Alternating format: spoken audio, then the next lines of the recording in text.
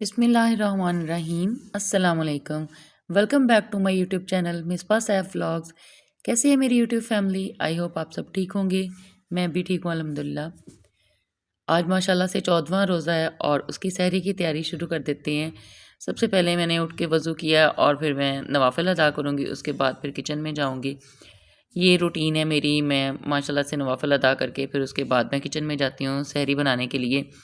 और बच्चों को जो है वो मैं नहीं उठाती हूँ, वो उनके बाबा उठाते हैं। वो ज़रा लंबा चौड़ा काम होता है।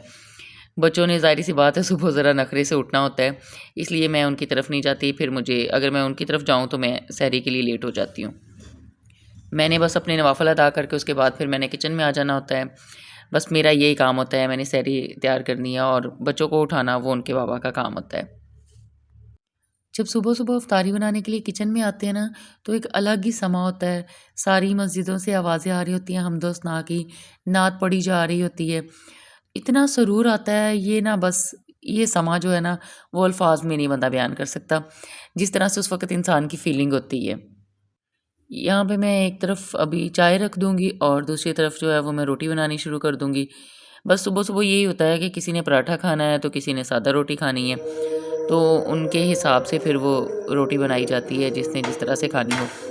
थोड़ा-सा रात का सालन बचा हुआ था और मैंने कहा साथ में मैं अंडे वो बना लेती हूँ, हाफ़ फ्राई कर लेती हूँ।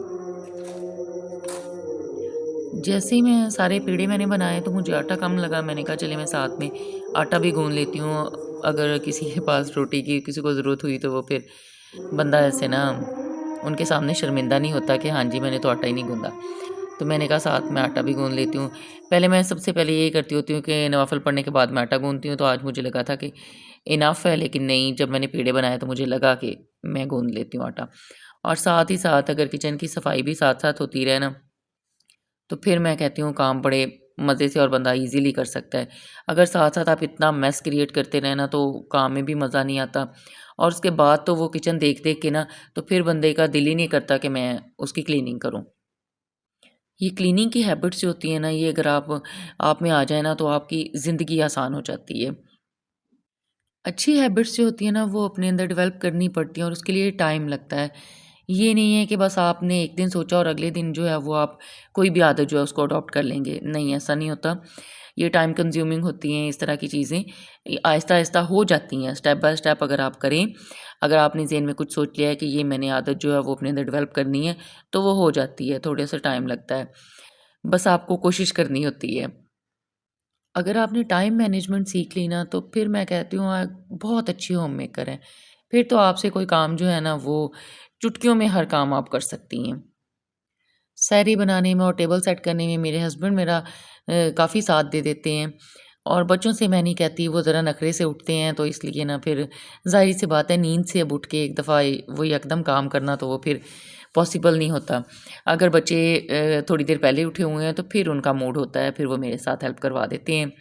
नहीं तो मैं उनसे नहीं कहती, वो सिर्फ़ आके ना मतलब सिर्फ़ 40 मिनट्स रहते होते हैं जब वो आते हैं और आके ना सिर्फ़ वो सैरी करने बैठ जाते हैं या फिर कभी आधा घंटा रहता होता है तो इसी तरह से फिर जल्दी-जल्दी में सैरी होती है, इसलिए फिर मैं उन्हें काम का नहीं कहती। सैरी करने के बाद फिर माशाल्लाह से हम सभी मिल के नमाज़ अदा करते हैं, तो ये भी एक अलग ही समा होता है जब सारे मिल के ऐसे नमाज़ अदा करते हैं। जब घर में बच्चों को ऐसे नमाज की आदत हो जाए ना, तो वो एक अलग ही मज़ा होता है उसका, कि आपके बच्चे माशाल्लाह से नमाज़ी हो गए हैं और वो नमाज़ 5 वक़्त की पढ़ते हैं और साथ में फिर आपको भी कहते हैं या आप उनके साथ मिलके नमाज़ पढ़ते हैं। तो ये भी एक घर का माहौल इस तरह से बनाना पड़ता है। इसके लिए पेरेंट्स को बड़ी एफ़र्ट करना पड़ती है। बच्चे ज़ाहिर-सी बात है कभी लेज़ी भी हो जाते हैं, लेकिन जब आप उनके आगे लग के खड़े हो जाते हैं ना, तो फिर बच्चों में भी एनर्जी आ जाती है। वो भी आपकी हेल्प करते हैं, वो भी आपके साथ वही काम करते हैं और फिर उनमें वही हैबिट जो होती है ना, वो डेवलप हो जाती हैं। उसके बाद फिर माशाल्लाह से सारे ही कुरान पाक की तिलावत करते हैं। ये सबसे छोटा बेटा है तो इसको ये होता है कि मैं सुबह-सुबह अपना मदरसे का जो सबक है वो याद कर लूँ। अगर वो सबक कच्चा हुआ तो फिर ज़ाहिर-सी बात है 1 दिन और लग जाता है उस सबक को। इसलिए इसको होता है कि मैं अपना फटाफट से सबक याद कर लूँ ताकि मेरा सबक पक्का निकले। सबने माशाल्लाह से हिफ़्ज़ किया हुआ है, तो इस बात में मुझे बहुत मज़ा आता है जब एक बच्चा जो है वो तिलावत कर रहा होता है ना और वो कोई भी लफ़्ज़ या कहीं से भी वो कुछ गलत कर जाता है ना, तो जो दूर बैठा भी सुन रहा होता है ना, वो फ़ौरी उसको टोकता है कि आप ये ऐसे पढ़ो, ऐसे नहीं ऐसे है इधर। तो उस वक़्त तो खुशी की मैं कहती हूँ इंतहा ही और होती है। ये मेरे सबसे बड़े बेटे की आज बर्थडे है माशाल्लाह से, तो जो मेरा भाई है ना तो उसने हमें सरप्राइज़ दिया और लास्ट मोमेंट पे उसने हमें बताया है, जब वो बिल्कुल बाहर आ गया था और उसको पकौड़े बड़े पसंद हैं। मैंने आज इफ्तारी में पकौड़े नहीं बनाए थे, तो इसलिए फिर मैं लास्ट मोमेंट पे मैंने जल्दी से पकौड़े फ्राई किए हैं क्योंकि वो जो है वो पकौड़ों से ही इफ्तारी करता है। इसलिए मैंने कहा चलें वो इतनी दूर से भाग के इतना वो आके कर सकता है तो मैं भी उसके लिए थोड़ी बहुत एफ़र्ट कर सकती हूँ। तो खुशी होती है जब इस तरह से जो बहन-भाई होते हैं वो आपकी खुशियों में शरीक होते हैं और ख़ास तौर पे आपकी औलाद की खुशियों में। हम लोग फैमिली में जिसकी भी बर्थडे होती है तो हम बस केक ले आते होते हैं और सेलिब्रेशन जो है वो हम फैमिली मेंबर्स ही करते हैं।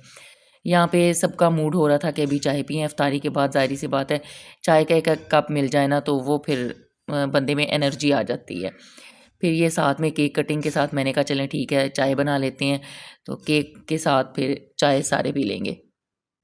घर में सबको खुश करने का कंट्रोल भी आपके हाथ में ही होता है कि किस तरह से सबको जोड़ के रखना है, सबकी छोटी-छोटी सी जायज़ ज़रूरियात और ख़्वाहिशात को पूरा करना है।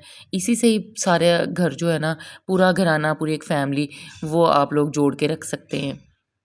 यहाँ पे सबने बहुत एन्जॉय किया, भाई-भाई एक-दूसरे को मिलके बड़ा तंग करते हैं, शरारतें करते हैं फिर एक-दूसरे के साथ और केक भी बहुत मज़े का था, सबने बड़ा एन्जॉय किया। भाई लेके आए थे ये केक भी और उनका जो ये फ्लेवर है ना, कुल्फ़ा फ्लेवर बहुत ही मज़े का है।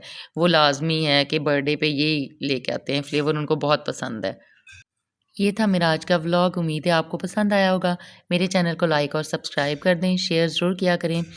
मिलते हैं नेक्स्ट व्लॉग में, अपना बहुत सा ख़्याल रखिएगा, दुआओं में याद रखिएगा।